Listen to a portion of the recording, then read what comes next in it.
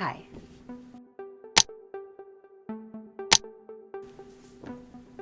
You are probably wondering, am I sitting on my kitchen table?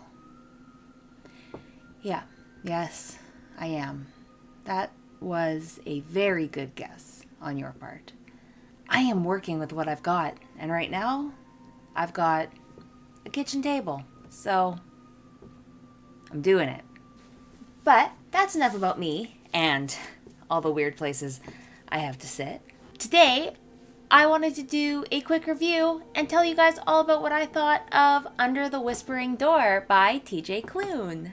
This was released this year, 2021. The last TJ Klune book I reviewed was earlier this year, and it was The House in the Cerulean Sea, which I loved. It was super twee, but still really quite good.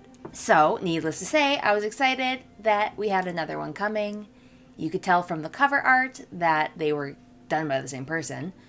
I tried to look up who did this cover art because I love it, but I couldn't find anything. So if you know how to find that kind of thing out, please let me know, because I want to know who designed these. I love them.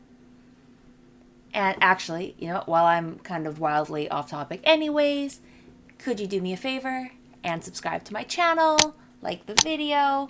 It helps me out a ton. Thank you, you beautiful, wonderful person.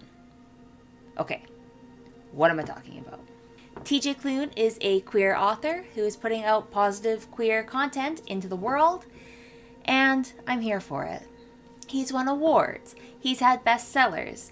His last 4 have all done incredibly well, and he's just been pumping the books out. He has some older stuff that I haven't tried yet, but I might. If you have a suggestion for where I should start, help me. Thanks. For the most part, the reception of this book has been positive that I have seen. Its star ratings have been high. The only thing that I've kind of seen said a couple of times is people wanted something more akin to Cerulean Sea, and I think maybe the cover art actually, they feel tricked a little bit that it was going to be the same kind of thing, and they are similar in a lot of ways, but definitely different. But you can tell the same person wrote it, for sure. However, I heard that this book and The Cerulean Sea and his next book are all going to be loosely connected in a series called the Kindness series. And the third and final one is being released in 2022, and it is a Pinocchio retelling. So, 1, excited because probably the same cover art, and 2, that sounds great, and 3, who doesn't love kindness? I love kindness. It's one of my favorite things. So I guess they're all going to have similar themes like kindness and being a good person and, pretty straightforward. That's what I've heard. I'm excited about it. So, Under the Whispering Door, what's it about? We follow our main character, Wallace Price, who was a jerk because he's dead. Wallace Price is dead. And it's like the second thing that happens in the book, right after the book setting up what a huge jerk he is. So don't worry, it's not a spoiler. You find out immediately. He is collected by a Reaper at his own funeral. Little side note, the Reaper, May, fan cast in my head as Aquafina. It's perfect. I love her. And May's a great character. She's very funny. She's very spunky. Love her. Anyways, she takes Wallace to a kind of crossroads station, which in this case is a quaint little tea shop in like the middle of the woods. Maybe not the middle. Out in the woods. And it sounds delightful. I would love to go. And at the tea shop, he meets his ferryman, whose name is Hugo. And he is basically somebody who helps spirits go from this world to the next world. There's a door they have to go through, but they need to choose it. So he just kind of helps them work out all their worldly stuff. Ooh, and while I'm talking about the tea shop, I have this theory. Inside, there's a whole bunch of pictures all over the wall, and one of them is very clearly the house in the Cerulean Sea. So I'm wondering if any of the other pictures that are described are from his other books, or if after I read the next one, I'll go back and be like, aha, I see what you did there. It's just a theory, but I hope I'm right. This story, you probably feel like you've kind of read this book before. Spirit needs to cross over, deals with his stuff. I'll tell you, it is what it sounds like it is, pretty much. And that doesn't make it bad. It is what it sounds like it is. The cast of characters in this book are funny, they're entertaining, they're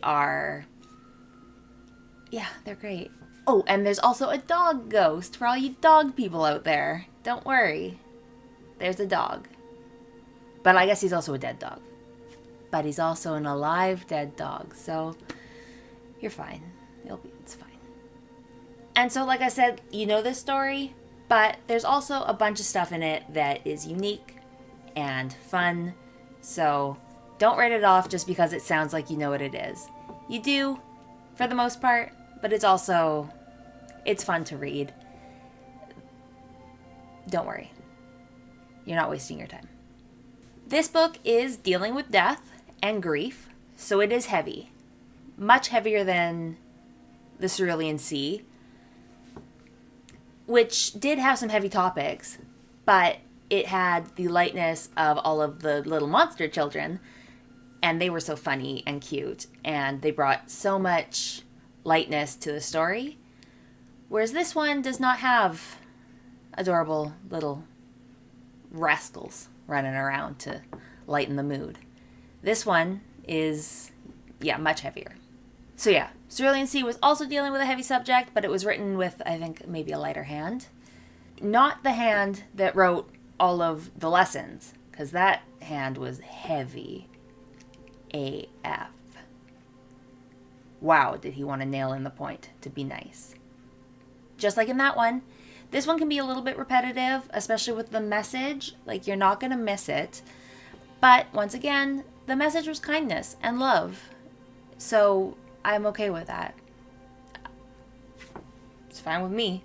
I read this book before I learned that TJ Klune was engaged. He had a fiance named Eric who passed away.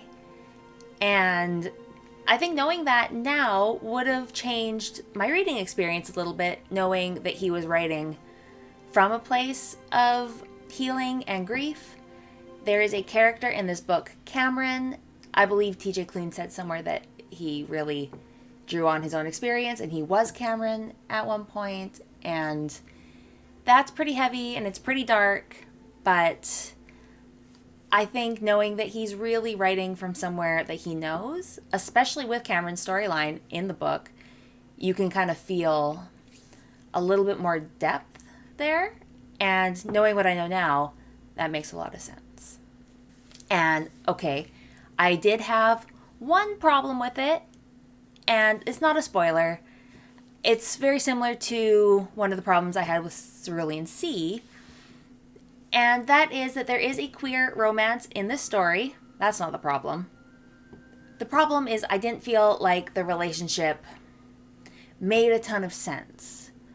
Like, if you just ignore that and just accept that, yes, these two people are in love for some reason, it's fine. Like, it's fine. But I just didn't think that, like, why? Why are these two people in love? What? In both of the stories, one of the characters, for some reason, just fall in love with this other person despite all of their flaws. I don't know why. Why are you in love? But it's not that huge a problem. The relationships didn't make a ton of sense to me. But ignore it. Fly past it. Just let it wash over you. You'll be fine. I was fine. We're all fine. Overall, I did like it. This review is basically just to say thumbs up. It's good. It's ghosty. It's a good time. Yeah, it's funny. It's sweet. It's everything I wanted. I hope that you enjoy it too. If you have read it, let me know what you thought in the comments below. I want to hear from you. Okay, thank you so much for watching, guys. Please subscribe to my channel. Please like the video. It helps me out so much. YouTube notices when you do it, and that helps me grow. So, thank you. I'll see you next time. Bye.